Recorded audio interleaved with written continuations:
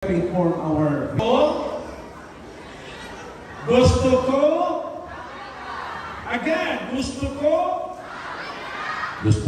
happy ka mao na gusto sa Ginoo nga happy ta mao iyang handom na malipay ang Ginoo nga iyang mga tao happy mao gini gusto sa Ginoo di siya gusto nga ang mga magtiayon maglisod-lisod ang magtiayon magkagupot. Di siya gusto na mga anak magwatak-watak. Ang iyang gusto na ang pamilya malipayon. Amen? Ganahan ko sa lecture kanina sa health. Then, karoon na di una, ganahan ko basahan ni ninyo kaning 3 John 2 kung sa Bisaya, ikatulong Juan, versikulo 2. Nag-ingon. Basa. Ready, go! Let's read it together. Ready, go!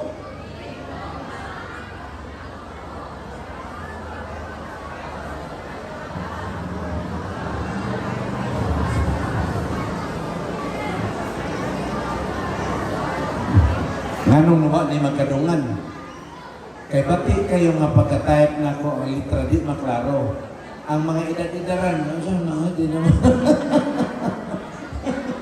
Mga hinigugma, gipanghinaot ko nga magmauswagon unta ikaw sa tanan, butang o magmaayo ka sa panlawas. Mahitungod sa pisikal, health. Maingon nga nasayran ko nga magmauswagon ang imong kalag, mao na gitawag nga spiritual health. Ang handom sa Ginoo malipayon ang tao kung ang imong physical health nindot, kung ang imong spiritual health nindot. Kung maayon ang roh kabutang, malipayon ka. Wala ninyo ang Ginoo. Gusto ko malipayon ka. Malay, iyahang kalipay. Ang Dios mo'y labing na sayod kung unsay maayo alang sa iyang katawan. Siya nga mo ay naghimo sa tao, siya usab ang nag-andam ng daan kung unsa ang mga butang na iya-ayan ipakaon sa tao. Okay. Kanabang ako lagi practical. Kinsa may moingon na kanang imuhang motor, gasolina, gamiton. O ang kampanya sa motor, sa ma'am. Ang manufacturer maoy mo ingon na kanang sakyanan na krudo ang gamiton o gasolina. Tinoon nila. Tinoon. Kaya nga naman, kaya sila may naghimo, kaya bago sila kung gasolina ba isod, abi ninyo dito bisa Ormo, Padong, Tacloban. Nipuli ko drive sa akong driver kay kaduka siya. Pagkabot mo sa Ormo, wag na may kurudo ang hapit na mahuro. Nikarga mi o kurudo sa gasoline station. Pag hulong din ako sa gasoline station, ingon din ang driver, ingon din ang gasoline boy. Sir, kurudo, gasolina.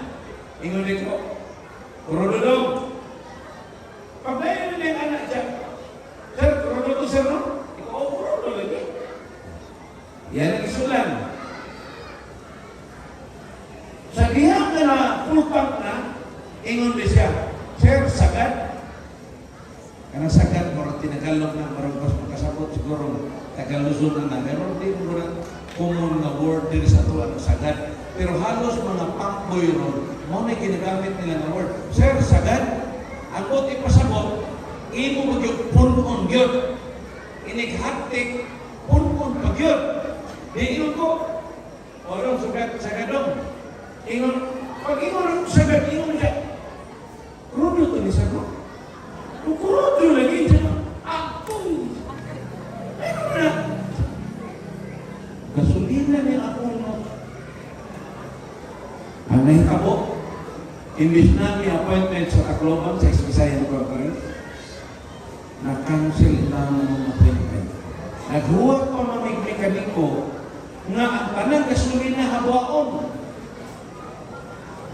Unya ang naluuyan ako, kay nihilak ang pampoy, kay Siya may pabayro na to. Nahitabong mo na ako sa Cebu. Ang akong isuso, turodo. Gikargahan gasolina sa usa ka pampoy nga mao pa ng adlaw nagtrabaho, grabing hilak.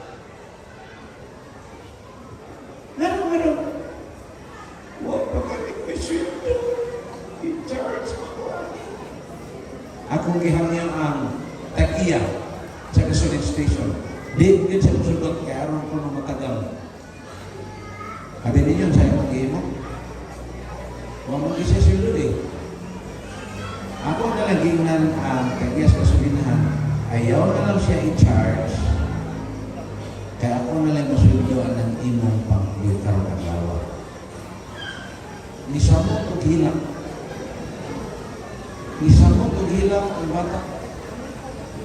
Sa iyang kalipay na huwag pa siya ipamayad, isuldoan pa natin sa kanya. Di naman siya suldoan kaya disiplina.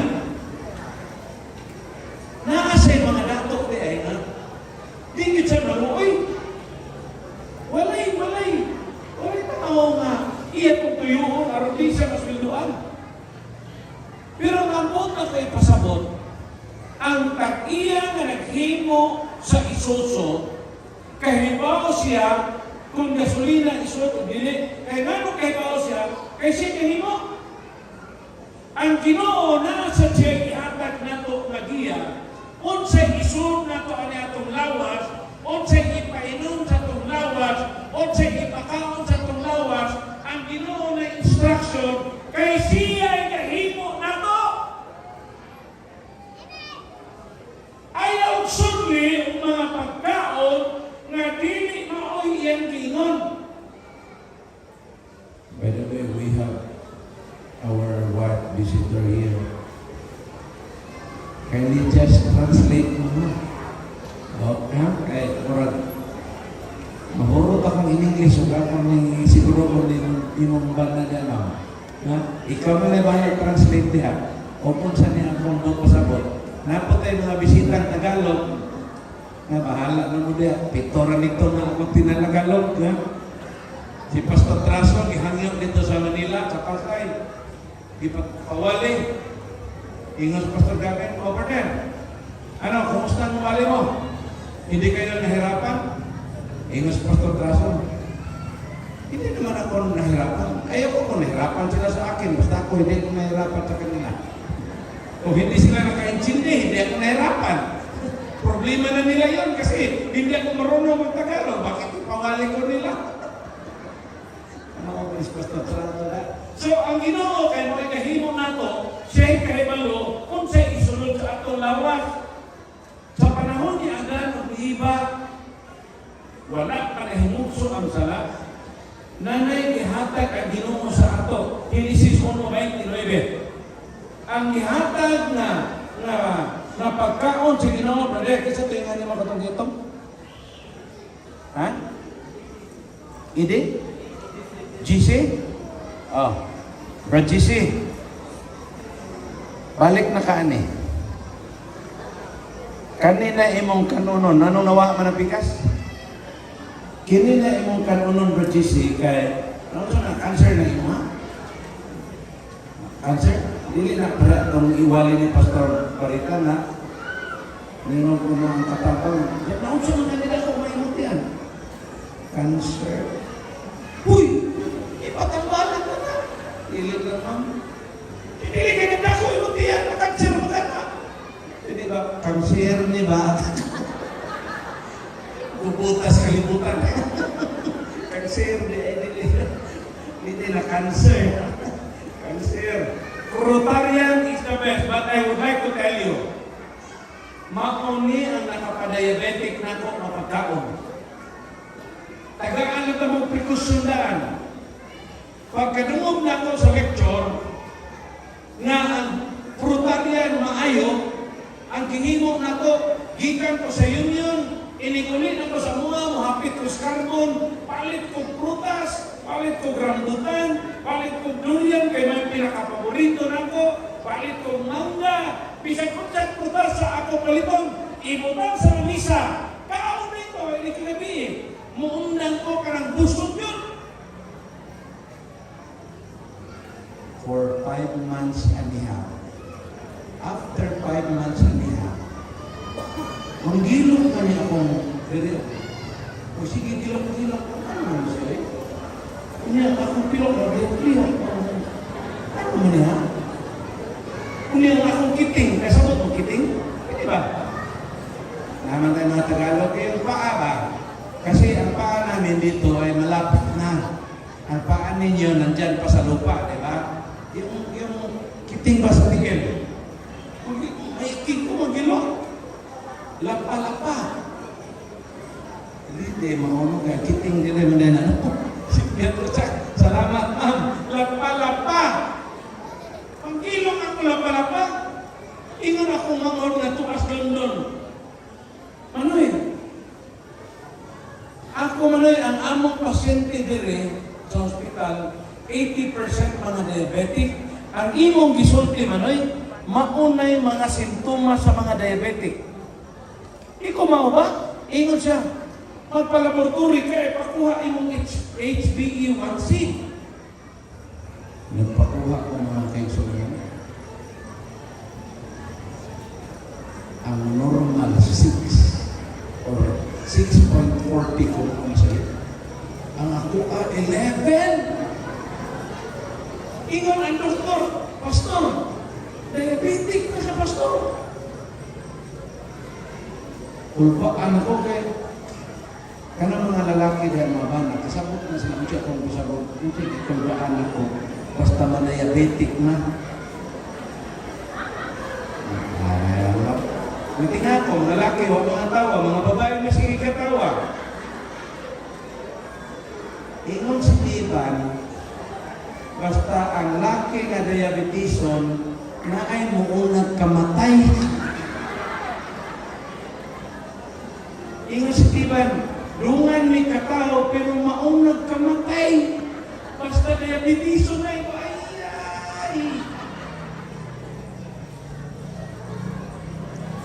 Sayop di ay ang akong pagka-fruitarian. Dapat di ay kung mangga, tunga ra sa mangga ang imong kanon. Kung mukaw kag lansones, 5 ra ka buok imong kanon. Kung mukaw kag rambutan, 5 ra ka buok. Ang ako 5 ka kilo. Kinsa din na diabetic ka na? Ingon ko, wala kayo nagtundo na tugot na ang frutarya nindo, pero dapat tunga ra sa aping mangga, wala dito kadungong ka na. Sanggihin mo, si Doktora Abila, kaya naaman siya iyahang lifestyle ko dito sa bukid, dito ko, ingon si Doktora Abila, Grace, Pastor, ibilin ang imuhang mga maintenance. While na ka sa bukid, 1 week ka dire, bilin, duha man ako maintenance. High blood o diabetic. Yung sa unang high blood ko, basta na yung magkaog durian na di ko katagaan. Mataas akong BP, anak, anong may magkaudulian niya, hangulan.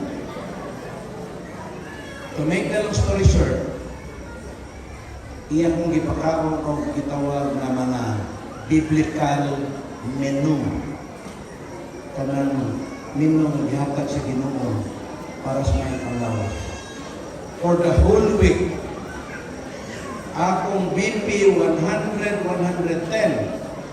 Akong blood sugar 90, 95, 100, 105. Kung naningon si Doktora, sultihan ni Kapastor, kung unsay imong gikaon, maugin na makapataas sa imong sugar ng imong BP. Wala na siya kung ka-health lecture, no? Ang buta ko ay pasabot, ang original diet na ihatag sa Ginoo, maunay sakto para nato. Wala kang sinagtutlo pagkarni sa iyang panahon nila ni Adam. O siyo ba mingon kang Noe, sumulong ka sa tibuok mong panimalay sa arka, kay ikaw nakita nakita ko nga matarong sa atubangan ko ni ining mga kaliwatan. Dahil sa tanang mga mananap na mahimlo, kumuha ka o tagpila? Ha? 7, laki o bayi, ang mahugaw tagpila. At dinagurha, laki o babae, lakton na pagkasulti, ang utana ko ninyo, unsay gaandam sa Ginoo, asay mas daghan, ang makaon o mahugaw? Ang makaon, kaya ang makaon tagpila ka pares. 7, ang mahugaw tagpila ka pares. Wow, bright tali niya eh. Kaya primero ang garausar sa sako. Ay kayo mga nukal na. Ingon mausap sa mga langgam. Lakto ng pagkasulti.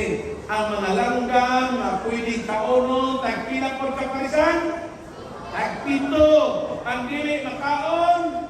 Tag-2, pero maminti, mauna na. Pero to make the long story short, ang mga langgam, mga dili angay taonon, kanang langgam nga mananagit. Kanang mga langgam nga mukaon o mga patay.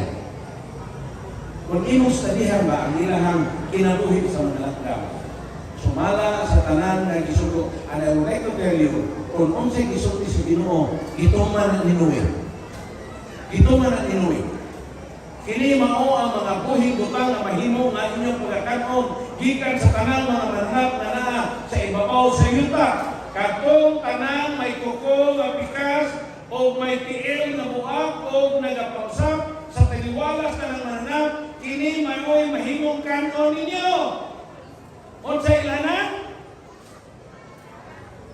Unsay ilanan? May kuko nga pikas, may tiil nga buak, unya, naga. Oh, inyong kinantimanan, mga mananap gani nga, may kuko nga pikas, may tiil nga buak, o naga pangusap. Maunay ilahanan sa gihatag sa Ginoo nga limpyo alang sa ato ang ayong panglawas. Apan sa tanang mga nagapangusap, kung sa may kuko nga pikas, kini mo'y mahimong kalaro ninyo. Ang kamilyo o bisan pa kini nga nagapangusap, apan kung walay tiil na buak, kini mahugaw alang katog yung tulo. Kinahanglan kumplito gito. Tiil na buak. Di ba? Nagapangusap. O kung sa usap? Ha? Ben, kung sa usap? Kuko nga pikas, tiil na buak, o nagapangusap. Pero kung ang kuko pikas, unya ang tiil wa mabuak, makaon dili. Dili. Kung ang kuko pikas, ang tiil buak, unya wa ang pangusap, makaon dili. Kung panangitan nagpangusap, ang tiil buak, pero ang kuko wala magpikas, makaon dili. Oh, bright na kayo mo ha. Bright na kayo mo. So, apan ang mga nagpangusap, kung sa may kuko nga pikas, kini mo ay mahimong kanon ninyo. Mauli ang description. Imanigin na ninyo, ang o gustong ipakaon sa Ginoo, mauli ang description. Number 1, ang sa ganito? Pwede talaga, ang sa to? Number 2. Number 3. Kana magsigig pangusap. Kung inyong lula magsigig kisap-kisap.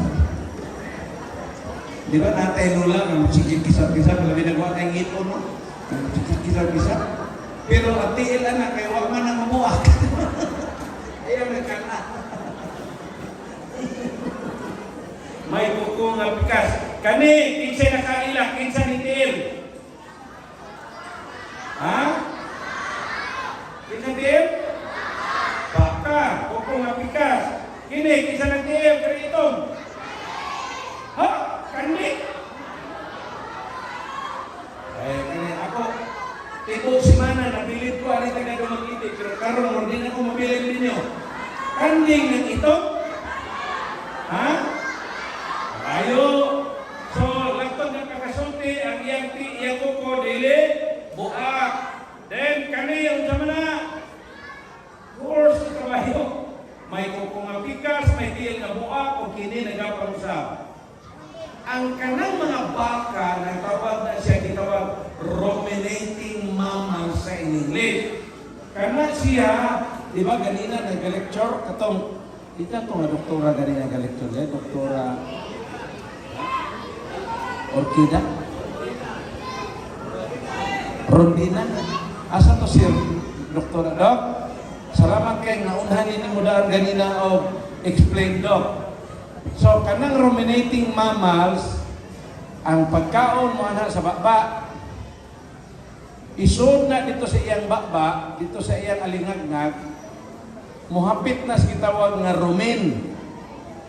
Padong sa reticulum, padong sa omasum, isulod sa dito second to the last sa abomasum, dayon moagi sa small intestine, ngadto sa colon, una mo gawa sa lubot.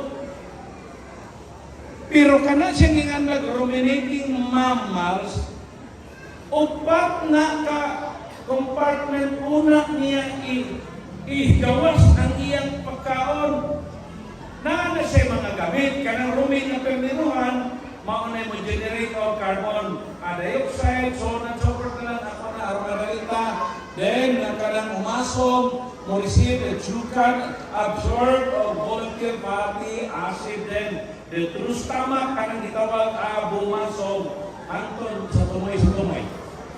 Karon, Leviticus 11:7 o 8. You read, ready go! Ang baboy kay kini may kuko nga pikas o may tiil nga buak, apan wala magapangusap. Kung sa Ginoo? Sabi ninyo, almost 300 atong bisita kada gabi.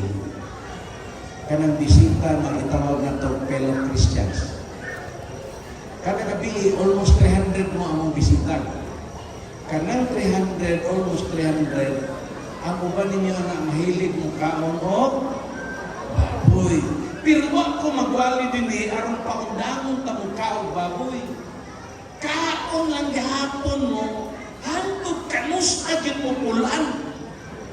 Basta kahibalo mo nga ang Ginoo nag-ingon, ang baboy kay kini may kuko nga pikas o may tiil nga buak, apan wala magapangusap, basaha ang pula. Na, anong ang uban di naman nakalitok? Ha? Anong di na nakalitok ang uban? Basta di ko moingon na pangundang mo. Pero kung gusto mo, di ba kung ingon na, if you love me, keep my sayon kay nimo ang pagtuman sa kabubuton sa Ginoo kung naa na kay gugma.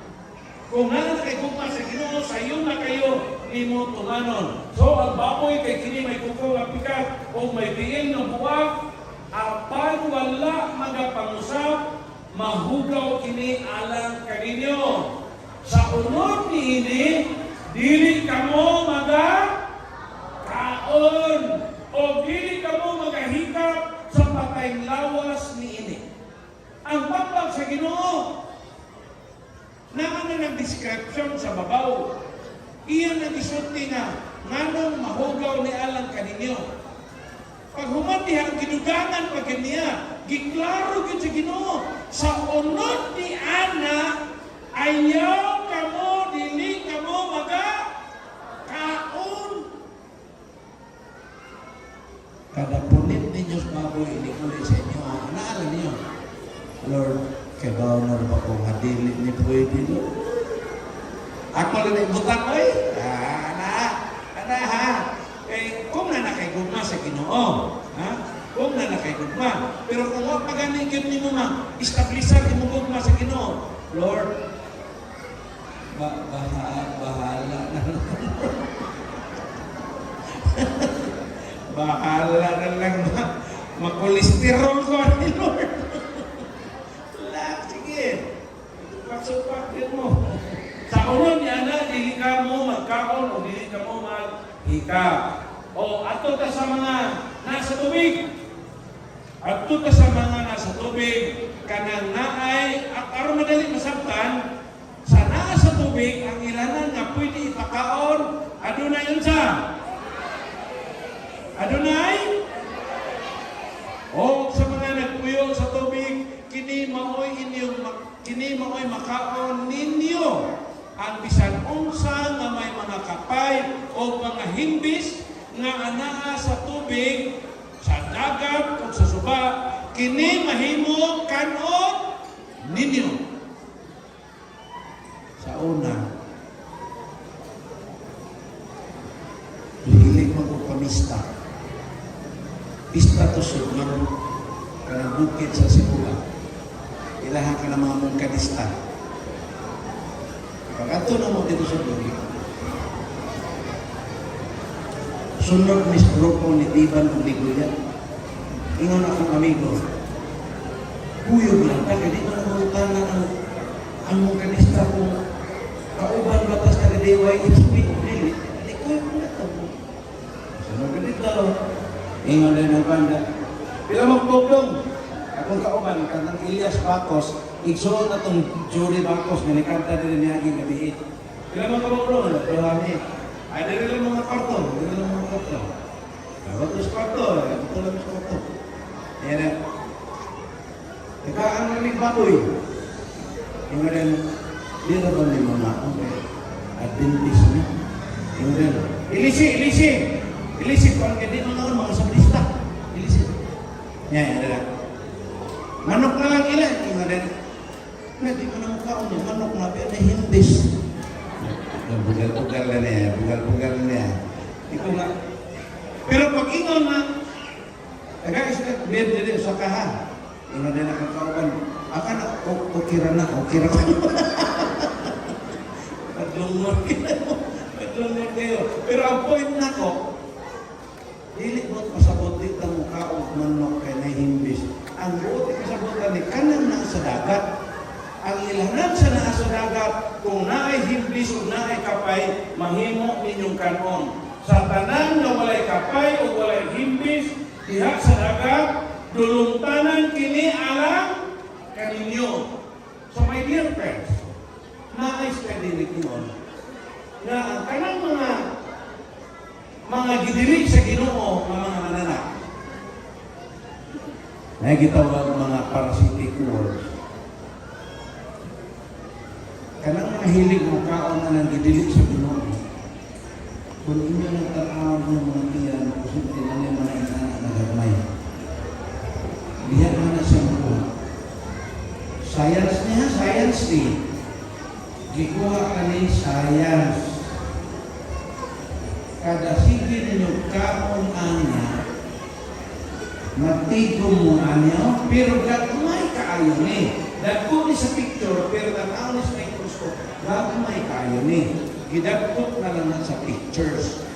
So, maunay atong ginansya kung magsige nagkaon na ng ginilit signo. Anatas mga langgam, lakon sa pagkasulti, ako nag-isulti ninyo, kanang dili mananagit.